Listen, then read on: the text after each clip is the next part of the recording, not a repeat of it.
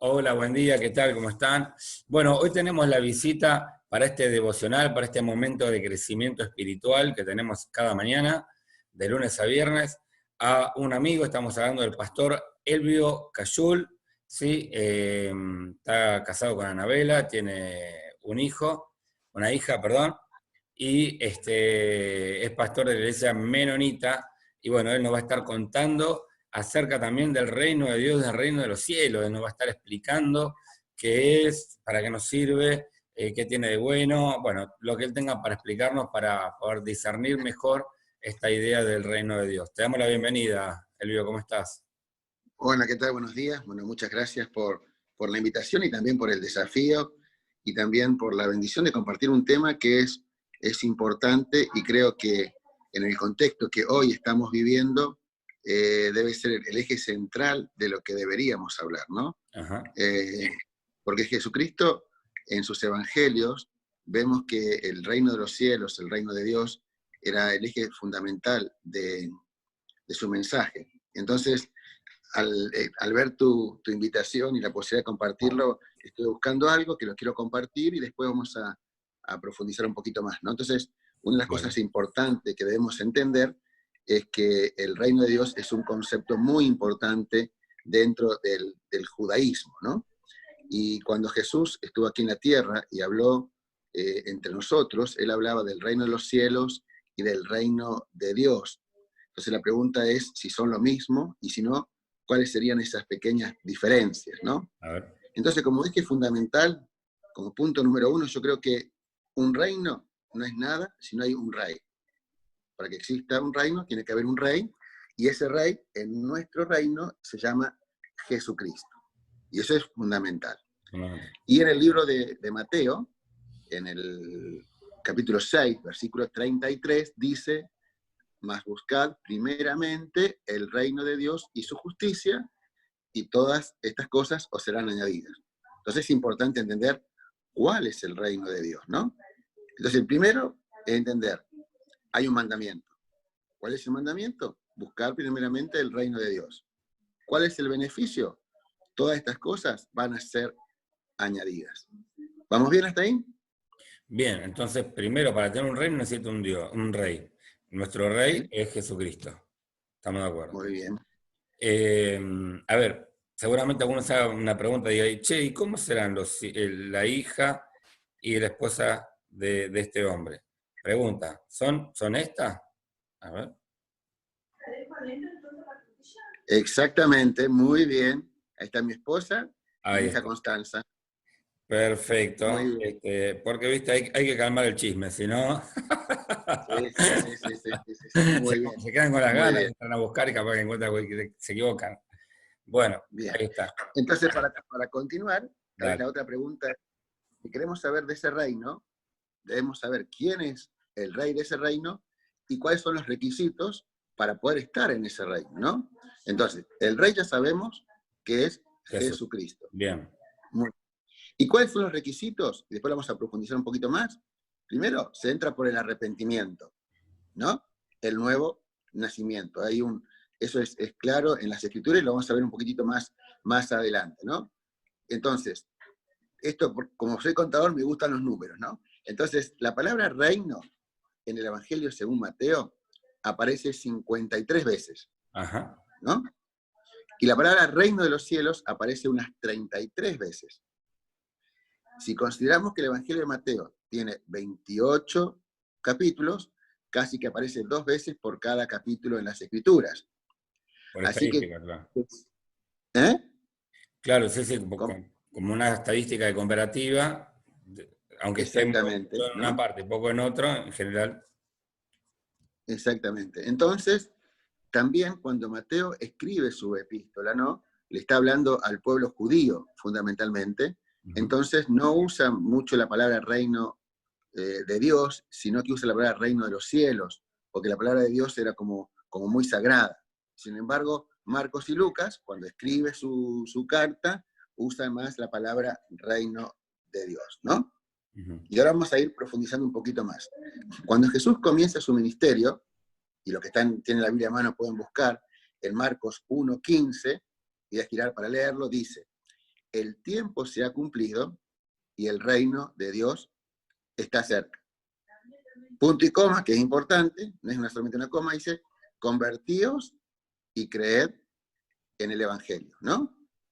Entonces también luego encontramos en el Evangelio según San Juan, cuando Jesús se encuentra con Nicodemo, y acá hay algo interesante que lo descubrí esta mañana que no lo había visto nunca, y dice, en Juan 3, versículo 3, respondió Jesús y le dijo, de cierto te digo, que el que no naciere de nuevo no puede ver el reino de Dios. Entonces, ¿cuál es el mensaje? Nacer de nuevo para ver el reino de Dios. Y en el versículo 5 le dice, de cierto te digo, que el que no naciere de agua y del Espíritu no puede entrar en el reino de Dios. Hay dos palabritas que son importantes. Una es ver y la otra es entrar. Entonces Jesús está hablando a Nicodemo, le dice, mira Nicodemo, hay algo que vos tenés que hacer. Tenés que nacer de nuevo para entrar en este reino de Dios. ¿Estamos de acuerdo? Estamos de acuerdo. Y también le dice, es necesario nacer del agua y del Espíritu para ver este reino de Dios. Entonces hay una lección importante acá, ¿no? Que tenemos que aprender todo, ¿no? Hay requisitos en este reino, no se puede entrar por entrar, y el rey tiene estos requisitos para que podamos vivir en ese reino.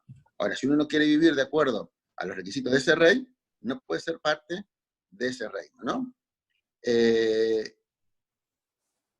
Entonces, el mensaje del reino de Dios es un tema central en las escrituras, sobre todo en los evangelios, ¿no?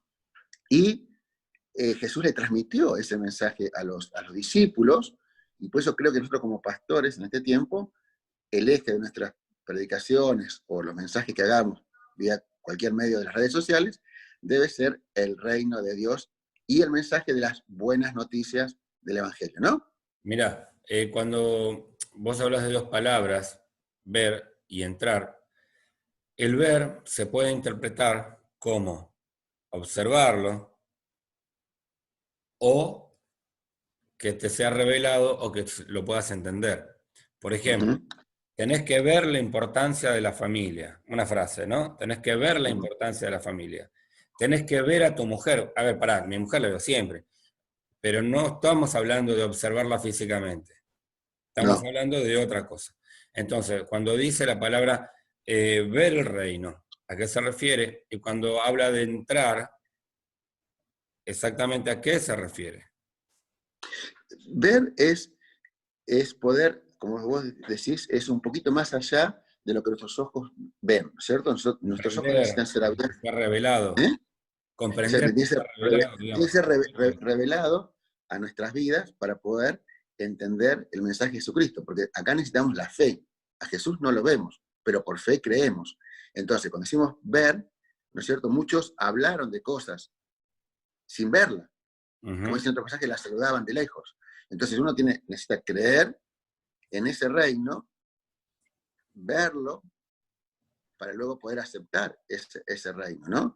Y para poder entrar, es claro, necesitamos el arrepentimiento. Jesús vino a redimir a una sociedad que se había apartado. Lo vemos desde el Génesis en adelante. El mundo se apartó. Cuando vemos en Génesis 6, dice que el pensamiento de continuo del hombre, de continuamente el mal y el apartarse, por eso lo envía el diluvio. Entonces, en la esencia, en el ADN, tan importante la palabra que está de moda ahora, el ADN, ¿no? El ser humano está el apartarse de Dios. Y Jesús vino a establecer el reino de los cielos, el reino de Dios, ¿no es cierto? Y los requisitos para poder entrar y luego poder estar en la vida eterna cuando Él nos venga a buscar, nosotros partamos a su presencia, ¿no? Y el mensaje es la buena noticia. Entonces, necesitamos fe. Para poder ver, necesitamos fe. Y para poder entrar, necesitamos fe. Y la fe es esa certeza que uno tiene de algo que no ve, pero que en su corazón siente que es así. Está bien. Cuando decías el beneficio que tiene son las añadiduras, ¿no? Buscar el reino de Dios y su justicia y todo lo demás será añadido, ¿no?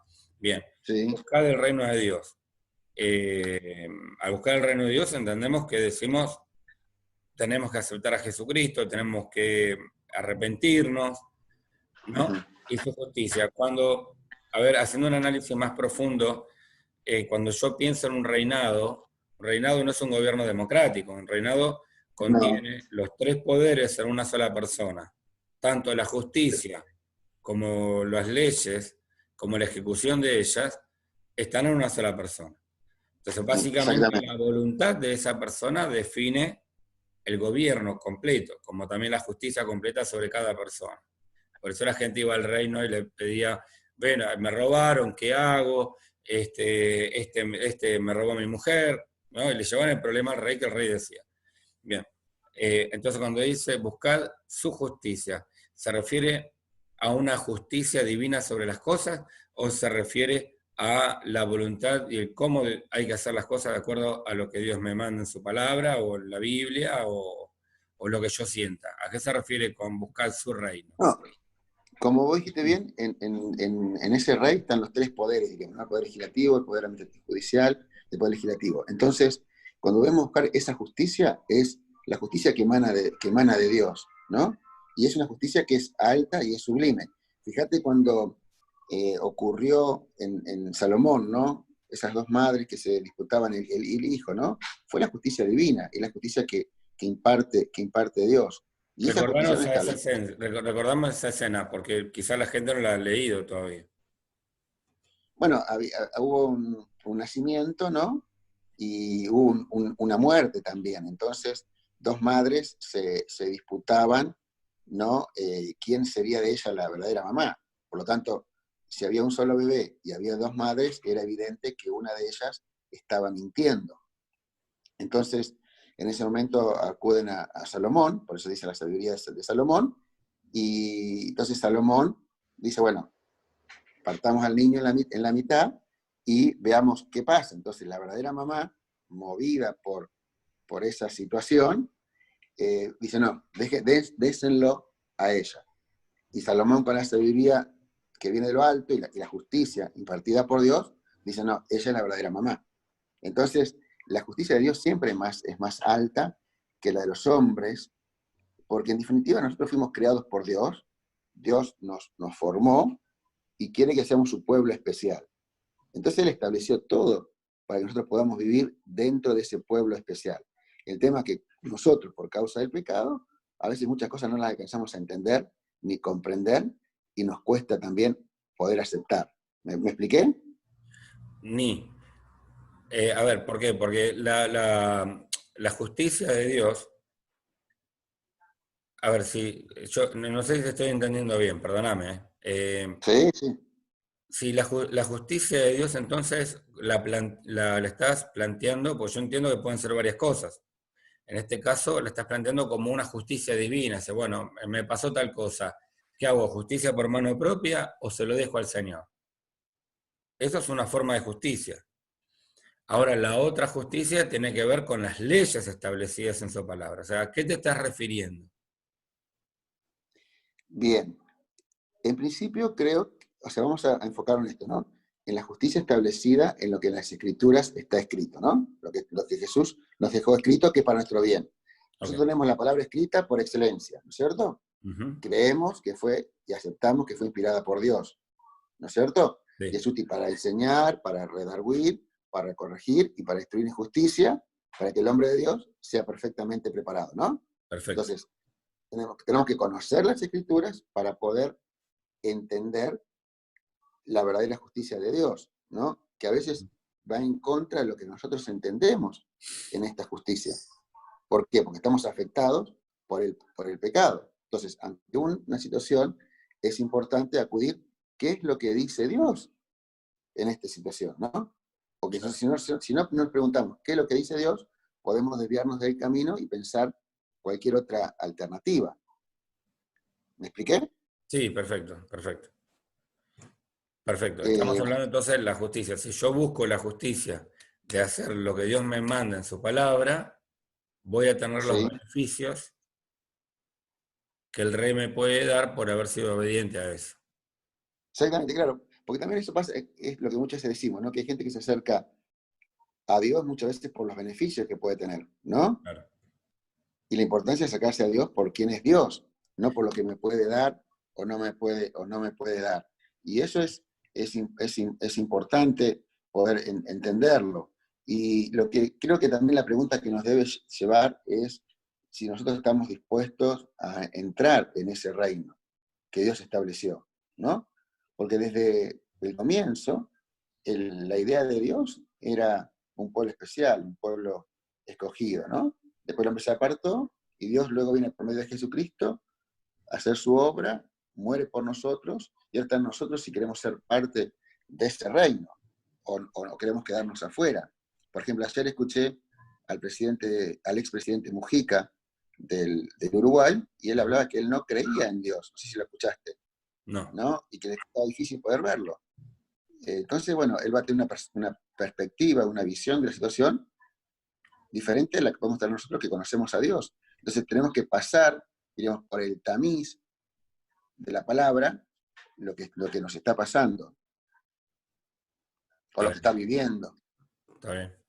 Si de alguna manera poder filtrar para poder entender todo desde la palabra de Dios, para poder llevarlo a la práctica. Bien, y la Esos son entrada al reino los de principios del Dios reino. y poder ser parte del reino de Dios, ¿tiene que ver solamente con el arrepentimiento? Decir, Señor, te pido perdón porque le pegué a mi vieja, le pegué a mi Sí, sí. madre, de terror el tipo. Perdón, Señor, ¿no? Suponete. Ya ahora soy parte de tu reino, ¿es solamente eso?